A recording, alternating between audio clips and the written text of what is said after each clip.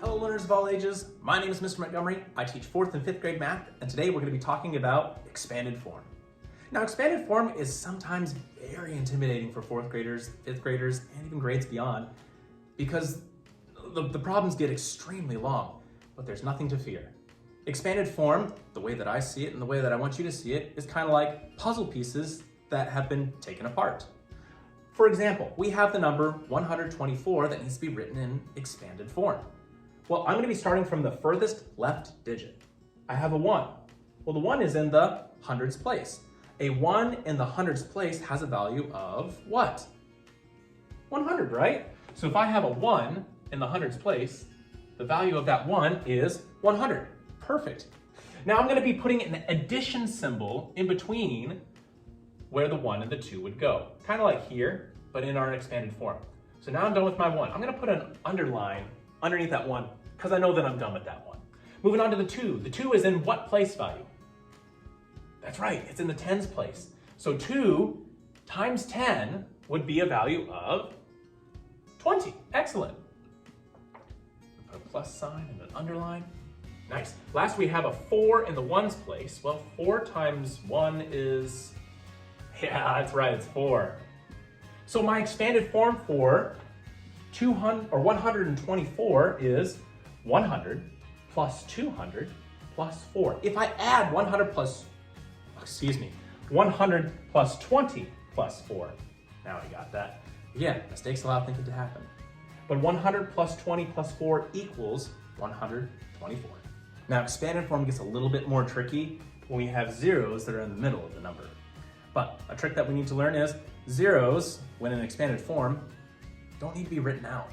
They don't hold any necessary value when we write it in expanded form. So I'm going to be starting from the furthest left. I have a 3. 3 in the 10,000 spot. So I have 3 times 10,000. Well, that'd be 30,000 plus 3.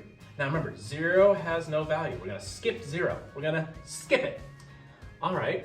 Now I have 4 in the hundreds place. 4 times 100 is, yeah, that's right, it's 400.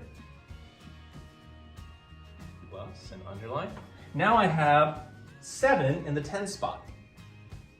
That's 70, yes. Underline. And last I have 1 in the 1 spot. I can do that. 1 times 1 is 1. So 30,471 in expanded form is 30,000 plus 400 plus 70 plus 1. Try not to get tricked up by those zeros. Now that we've gotten pretty good at taking the pieces apart, we need to work on putting the pieces back together. So with expanded form, sometimes they might give you something that looks like this. All the pieces taken apart and they're asking you to put it back together. Again, we start furthest from the left and work our way to the right. So our furthest left number is 50,000. Well, that's saying that we have a 5 in what place value? Yeah, this would be where the 10,000 spot is. So I'm going to find my 10,000s place. I'm going to put a 5 right there. Next, I'm going to the thousands place. Awesome. So we know that we're not going to skip anything yet. So thousands place. So I have a 6 in the thousands place. Perfect for 6,000. I have a 3 with 2 zeros behind it. That's 3 in the hundreds place. Nice. An 8 for 80 in the tens place. And a 5 in the ones place to get our answer of 56,385. Now, if you're still a little bit confused on how to put the pieces back together, it's okay. It takes a little time. Just rewind the video and try again. And now my 4th and 5th graders in my class, we're going to be taking a look at page number 7 in our workbook. Now, page number 7, we're going to be working on practice problems number 2, 4, and 6. For 2 and 4, the directions say write each number in expanded form. So for number 2, we have the number 2,652. For number 4, we have 103,500,083. For number 4, don't be afraid to skip those zeros when writing expanded form.